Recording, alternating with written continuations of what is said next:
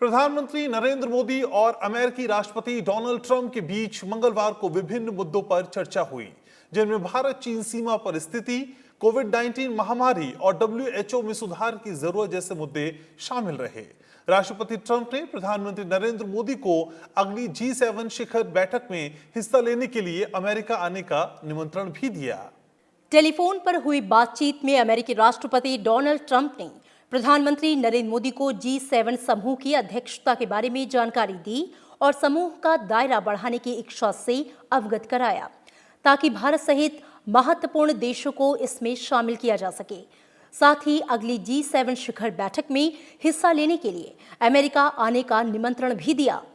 प्रधानमंत्री नरेंद्र मोदी ने राष्ट्रपति ट्रंप के रचनात्मक और दूरदर्शी रुख की सराहना करते हुए कहा कि कोविड-19 के बाद दुनिया की बदली हकीकत के मद्देनजर इस तरह का विस्तारित मंच जरूरी होगा।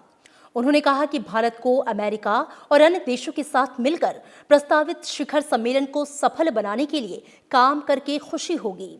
प्रधानमंत्री कार्यालय से जारी बयान में कहा गया है कि प्रधानमंत्री नरेंद्र मोदी ने अमेरिका में चल रही आंतरिक अशांति पर चिंता जाहिर की और स्थिति के जल्द सामान्य होने की उम्मीद जताई।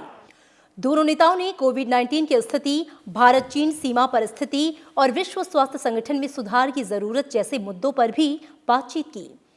राष्ट्रपति ट्रंप ने इसी साल फरवरी में हुए अपने भारत दौरे को याद किया। प्रधानमंत्री मोदी ने कहा कि उनका भारत दौरा कई मायनों में ऐतिहासिक और यादगार रहा है और इससे द्विपक्षीय संबंधों में नए आयाम जुड़े।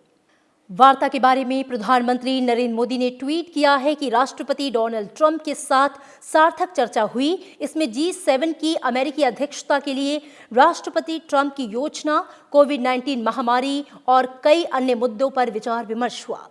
प्रधानमंत्री ने कहा कि भारत अमेरिका चर्चाओं की मजबूती और गहराई कोविड के बाद की वैश्विक संरचना में एक महत्वपूर्ण स्तंभ होगी। Bureau report, Rajya Sabha TV.